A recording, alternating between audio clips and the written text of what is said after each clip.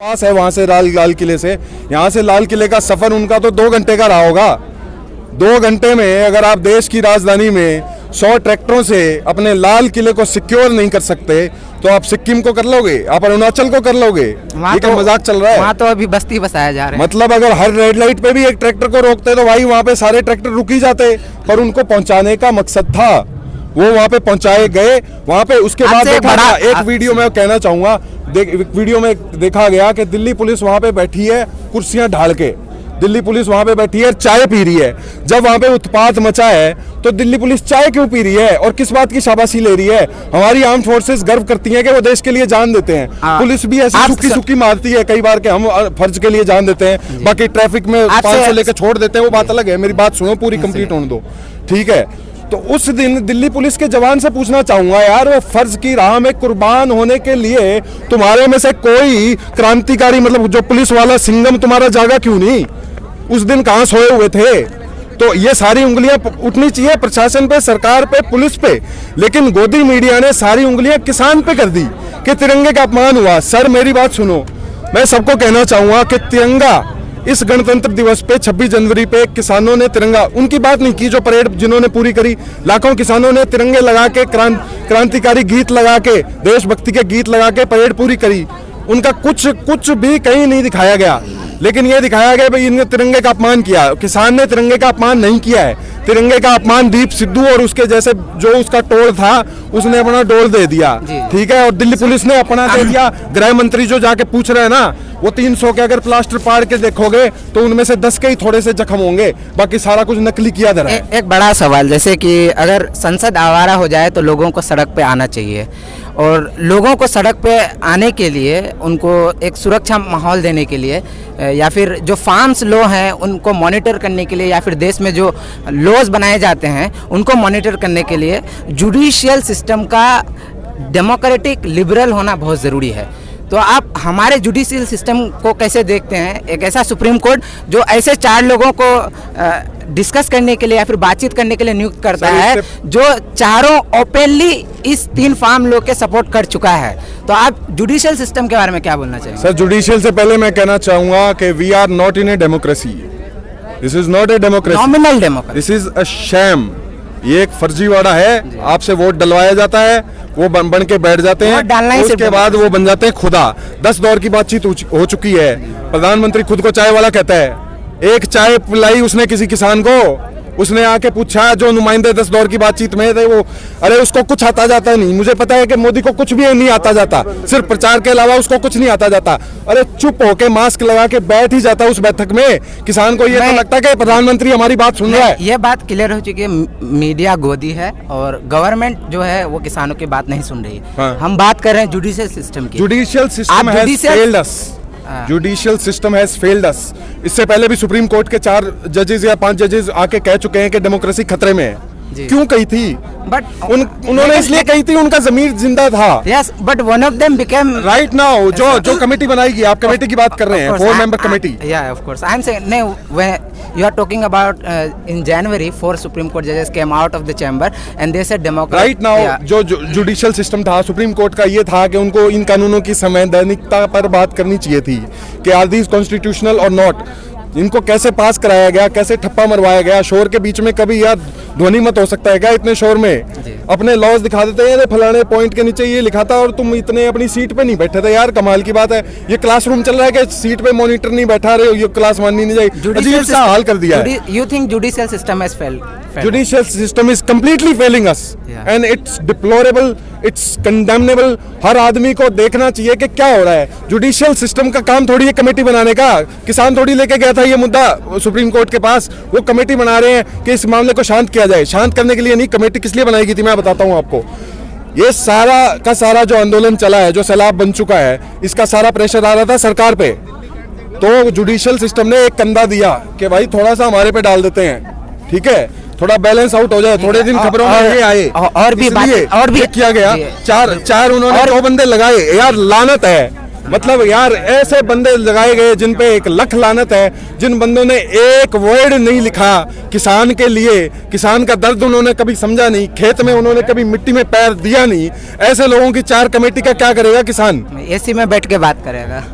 AC में बैठ के बात करेगा, अच्छी बात है यार। चलिए, एसी में बैठ के और- बात करेगा, उन्होंने और सुनिए- लंगर उनका खाना ही नहीं खाया, तुम बात कर रहे हो एसी सुनिए, में बैठने की। और एक इम्पोर्टेंट बात है कि जो ऑपोजिशन जो है, तो कुछ ऑपोजिशन ठीक है प्रोटेस्ट कर रहे हैं, मगर वो जिस जोशो खरोश से फार्मर्स प्रोटेस्ट कर रहे हैं, उस जोशो खरोश से ऑपोजिशन प्रोटेस्ट नहीं कर रहे हैं। कहाँ से लाएंगे? हाँ, तो आप सबकी डोर एक दूसरे के हाथ में मेरे भाई। आप ऑपोजिशन से क्या उम्मीदें रखते हैं? कोई उम्मीद नहीं है ओपोजिशन से। इन लोगों ने आम आदमी किया। पार्टी- इन लोगों ने आम आदमी पार्टी क्या कर लेगी? दिल्ली में कितने खेत हैं यार, कितने ट्रैक्टर नहीं, इस्तेमाल कर वो रहे मैं हैं? वो नहीं कह रहा हूँ। मैं कह रहा हूँ कि जैसे कि आम आदमी पार्टी ने कई वीडियोस हमने देखे जिसमें उन्होंने पानी की सुविधा और बिजली की सुविधा, सर, वाईफाई की सुविधा दी है। बिल्कुल, तो ये कोई सुविधा नहीं है। पहली बात तो मैं कहना चाहूंगा, पानी की सुविधा कोई सुविधा नहीं होती, एक हर आदमी का एक अधिकार है। नहीं, यहाँ पे जो लोग प्रोटेस्ट कर रहे थे, मोदी को भी और योगी को भी, इनको शर्म आनी चाहिए। इतने बुजुर्ग लोग इतनी सर्दी में, ऑपोजिशन पार्टी का इतनी सर्दी में यहाँ पे बैठे हैं, ट्विटर इनकी पे- बिजली पानी काट दिया, बिजली पानी काट दिया। ये क्या सास बहू वाले चौंच रहे हैं कि बिजली काट दूंगी फिर तो टीवी नहीं देखेगी, मैं यूं कर दूंगी? ये क्या तमाशा है? और जो ओपोजिशन है वो खत्म हो चुकी है बिल्कुल ही, वो बात रखने के काबिल है ही नहीं, कभी थे ही नहीं। राहुल गांधी का सबसे बड़ा बेनिफिट किसको है? बीजेपी को है। जितना मोदी का बेनिफिट है ना, उससे ज्यादा बेनिफिट उनको इसका है, क्योंकि दिखाता क्या है मीडिया क्या दिखा रहा है? कौन सी डिबेट करते हैं वो? दे आर आस्किंग ओपोजिशन थोड़ी ना जिम्मेदार है हालात के। ओपोजिशन पे सवाल उठाते हैं, ओपोजिशन के पीछे पड़े रहते हैं, वो क्या करेंगे? दूसरी बात, सबके खेल यार अंदर से जो है ना, सारे तार मिले हुए हैं, ठीक है। अगर ये मोदी इसकी तार खींचेगा कि भाई वाड्रा ने अंदर करेगा, उसने जीजे ने, तो ये भी उसकी कोई पोल खोल देगा कि भाई तेरी डिग्री नहीं है, ये रहा प्रूफ, तेरा ये नहीं है, वो रहा प्रूफ।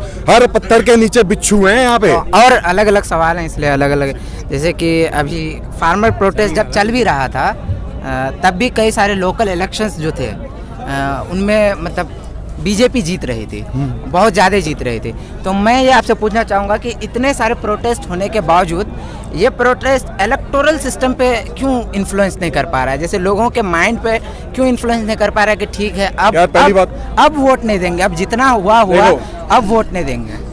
देखो, ये सब है डिवाइड एंड रूल का गेम, ठीक है। इलेक्टोरल बॉन्ड्स का इन्होंने जो भी किया सिस्टम, इलेक्टोरल बॉन्ड्स का मैं आपके पॉइंट पे आ रहा हूँ। 95% जो चंदा है वो एक पार्टी को जाता है, 95% पावर पैसे की एक आदमी के पास है, बाकी सबके पास चिल्लड़ है, ठीक है। वो सामने वालों को खरीदते भी हैं। हर इलेक्शन को माइक्रो मैनेज किया जाता है इनके पैसे के तंत्र के द्वारा, इनकी गोदी मीडिया के द्वारा। दे माइक्रो मैनेज इट। सामने कौन खड़ा है, कौन सी जात का, कैसा है, कैसे वोट काटने, उसके वोट काटने के लिए कैसे करेंगे, इससे ये करवा दो, इससे इस्तीफा दिला दो, इसके लट पड़ा दो, ये यहाँ आंदोलन करा दो। इनके सिर्फ यही है।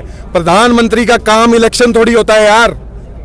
मेरा सबसे बड़ा इस पे ऑब्जेक्शन ये है कि प्रधानमंत्री इज ए प्रधानमंत्री ऑफ दिस कंट्री, कि उसको प्रधानमंत्री देश को आगे ले जाने की उसको डायरेक्शन देनी चाहिए। उसका काम गटर के इलेक्शन जो हो रहा है यहाँ हैदराबाद में म्यूनिसिपैलिटी का, उसमें जाके वोट मांगना है उसका काम। नहीं, उनके काम के बारे में हम नहीं बोल रहे हैं। मेरा सवाल ये है कि इतने सारे प्रोटेस्ट होने के बावजूद, पिछले साल भी काफी प्रोटेस्ट। अच्छा, वो जीत गए ईवीएम? नहीं, ईवीएम कोई छोटा मुद्दा है? जर्मनी जैसा देश, अमेरिका जैसा देश पेपर से वोट देता है। तुम बड़े लाड साहब हो या तुम्हारी टेक्नोलॉजी ज्यादा एडवांस है? ये जनता को बेवकूफ बनाने के लिए सारा खेल रचा गया ईवीएम का। पिछले इलेक्शन कमीशन ने खुद अपने स्वीकार किया है एक रिपोर्ट के अनुसार कि जो 500 से ऊपर जितनी सीटें थी उसके अंदर से 373 सीटों के ऊपर 10,000 से लेके 18,000 वोटों की गड़बड़ी की गई थी। कौन सा रिपोर्ट? आप देख लो, गूगल कर लो। इलेक्शन कमीशन ने माना कि जितने वोट पोल हुए थे और जो गिनती में आए बाद में, उनके बीच में 10,000 से लेकर 18,000 का अंतर था। 373 सीटों पे ये फर्क है। आप गूगल कर लो और आपको सारी की सारी खबर मिल जाएगी इसकी। आपका नाम क्या हो? मेरा नाम अमन है, गांव मेरा नथौर, जिला सिरसा, हरियाणा से हूँ, किसान का बेटा हूँ, थोड़ा सा पढ़ा लिखा हूँ तो बात कर लेता हूँ भाई साहब। जी बिल्कुल, पढ़े लिखे लोग को बात करना चाहिए, बिल्कुल करना चाहिए। एक चीज माध्यम से लाना चाहूंगा, अखबार लिए घूम रहा हूँ कल से। गोदी मीडिया ने क्या तमाशा किया भाइयों, वो तो मैं आप लोगों ने देख ही लिया। लेकिन उसको कॉम्प्लीमेंट करता है हमारा अखबारों का प्रिंट मीडिया। किस तरीके से, आप देख लो इसके अंदर। ये है 27 जनवरी का अखबार, पंजाब केसरी, सबसे ज्यादा पढ़ा जाता है। सबसे ऊपर फोटो किसकी है? क्या सलामी प्रधानमंत्री ने ली थी? राष्ट्रपति ने सलामी ली थी? या तो यहाँ राष्ट्रपति की फोटो, या किसी गलवान के शहीद की फोटो, या किसी किसान की फोटो होनी चाहिए। नीचे लिखा है कि राजपथ पे दिखा देश की ताकत। दिखनी चाहिए यार। देश बड़ा हमारा मजबूत है, भुखमरी में हम 107 देशों में से 94वें नंबर पे हैं। पर चलो कोई बात नहीं, एक दिन सेलिब्रेट कर लेते हैं। मीडिया इतना सारा हमने टैंक गोला बारूद खरीदा तो उसका डिस्प्ले है। दूसरा सर मेरा मेन पॉइंट रह मीडिया फ्रीडम में media freedom, print media, how this countries print media is failing us, you have to see this. इसके नीचे की खबर पढ़िए, किसान आंदोलन में बवाल। इस फोटो के ऊपर जूम करिए सर, ये अखबार गलने की स्थिति में आ चुका है, बार बार मैंने इसको दिखाया। इस फोटो पे जूम करिए, इस फोटो को लेट करके एक एंगल में तिरंगे को लेकर के इस तरीके से लिया गया है कि ऐसा लगे कि तिरंगे को उतारा जा रहा है और निशान साहिब को ऊपर लेके जाया जा रहा है। ये सैकड़ों फोटो ली होंगी पंजाब केसरी ने। तो मैं इसके एडिटर से पूछना चाहूंगा, भाई साहब इसको चूज करना आपको क्यों आइडिया आया? ये बेहतरीन आइडिया आपको क्यों आया? ये दिखाने के लिए कि एक आम आदमी, कोई अनपढ़ आदमी, कोई पढ़ा लिखा आदमी जब सुबह अखबार उठाएगा चाय के साथ, वो देखेगा अरे रे रे ये इन्होंने किया, ऐसे करके मारेगा। वो खबर पड़ेगा नहीं, वो फोटो में ही उसके दिमाग में छप जाएगी। जो कि गोदी मीडिया दिखा रहा है वो सही दिखा रहा है, क्योंकि भाई अखबार भी यही कह रहा है। तो मैं सबको अपील करना चाहूंगा कि अगर आपके घर में कोई भी अखबार आता है, आप उसको ध्यान से पढ़ो, आपको पता लग जाएगा कि बाहर कारस्तानी है क्या। उसको बाहर नहीं, वो सब्सक्रिप्शन के 200 रुपए जो आप गाड़ी कमाई के दे रहे हो, वो 200 रुपए किसी गरीब बच्चे के पढ़ाई में दे दो। अगर आपके पास बहुत ज्यादा है तो यार पहाड़ के नाली में फेंक दो, पर अखबार खरीदना बंद कर दो। ये अखबार बंद होने चाहिए। हम अपनी मौत का सामान खरीद रहे हैं, ये हमारा ना कभी साथ थे ना कभी साथ हैं। आप ऐसे प्रिंट मीडिया या फिर जो डिजिटल मीडिया है, इनको छोड़कर आप कई सारे वेबसाइट हैं, अगर आप पढ़ना जानते हैं तो वो बहुत ही इंपॉर्टेंट, बहुत ही एनालिटिकल वीडियोस बनाते हैं। तो आप वेबसाइट पढ़ सकते हैं, जैसे द वायर, द प्रिंट, ऐसे बहुत सारे सकते हैं। आप गूगल करिए अर्नब चैट्स PDF, 2-3 लिंक में आपको कहीं ना कहीं 80 MB की एक फाइल मिल जाएगी। उन चैट्स को अगर इंग्लिश जानते हैं, आपका कोई दोस्त है, तो 500 पेज का लंबा काला चिट्ठा है। रोज 5 पेज पढ़ोगे, आपको असलियत पता लग जाएगी कि ये मीडिया कितने पानी में है और ये PMO कितने पानी में है। जिस बात पर एक सभ्य देश के अंदर 2 मिनट में सरकार गिर सकती है, उस देश पे जो सबसे बड़ा कांड है उसके ऊपर कोई बात हो ही नहीं रही। ये सारा झंडे वाला तमाशा और ये सारा का सारा इन्होंने जो भी पत्थरबाजी वाला रचा है, वो इसलिए रचा है ताकि इसके ऊपर मिट्टी इतनी डाल दी जाए कि कोई इसकी बात ना करे। कहाँ है वो अर्नब गोस्वामी, बता दो। ठीक नहीं, जो बालाकोट में स्ट्राइक हुई थी, अगर अर्नब गोस्वामी को पहले से पता थी, जो बात PMO में प्रधानमंत्री को पता है, रक्षा मंत्री को पता है और जो एयरफोर्स वाले को पता है, 3 बंदों को पता है, वो बात अर्नब को पता थी। अर्नब ने अपने जो भी उसका साथी था, दूसरा जो TRP स्कैम में, उसको उसने WhatsApp पे बता दी। पार्थो दास गुप्ता हो सकता है पाकिस्तान से 5 करोड़ रुपए लेके उनको कह दे कि भाई तुम तैयार हो जाओ, तुम्हारे यहाँ ये आ रहा है। राष्ट्रीय सुरक्षा के साथ इससे बड़ा मजाक और खिलवाड़ नहीं हुआ। पर कहीं चर्चा नहीं है भाई, कहीं कोई चर्चा नहीं है। इसने पत्थर मार दिया, गुर्जर आ गया, वो आ गया, ये आ गया, यही चलेगा यहाँ पे। तो हम तमाशा चल रहा है। हम यहाँ गाजीपुर, हम यहाँ बॉर्डर पे कई सारे लोगों से बात की और बहुत अच्छा लगा कि ऐसे लोग जो पढ़े लिखे हैं, जो पढ़ते हैं, जानते हैं, जो सही सोर्सेज से पढ़ते हैं, जो सही सोर्सेज से इन्फॉर्मेशन लेते हैं, वो गोदी मीडिया के चक्कर में नहीं आए हैं। और आपको भी इम्पोर्टेंट बात ये बताना चाहेंगे कि आप वेबसाइट पढ़ सकते हैं। आप ऐसे चीज़ ना पढ़ें जो उन्होंने अखबार का बात का, उसको आप फेंक दीजिए, आप बाहर फेंक दीजिए। 200 रुपये अगर आपके पास है तो आप किसी गरीब को दे दीजिए, एटलीस्ट आपका दिमाग कचरा नहीं होगा। आप अपने ही देश के किसानों के बारे में आप गलत नहीं सोचेंगे, गलत नहीं समझेंगे। अपने ही देश के किसानों को आप खालिस्तानी नहीं कहेंगे। अब तो लोग इस कंफ्यूजन में आ गया कि जाट आ गए हैं, बिहार के लड़के आ गए हैं, महाराष्ट्र में उन लोग को क्या कहें। तो ये जो नेम कॉलिंग है, ये सबसे डेंजरस है, ये परसेप्शन फैलाता है। इसलिए इम्पोर्टेंट बात यह है कि आप सबसे पहले सही सोर्सेज से इंफॉर्मेशन लेना शुरू कीजिए, फिर हम आपसे फिर आप देश के हालातों को आप सही से जान सकते हैं। धन्यवाद।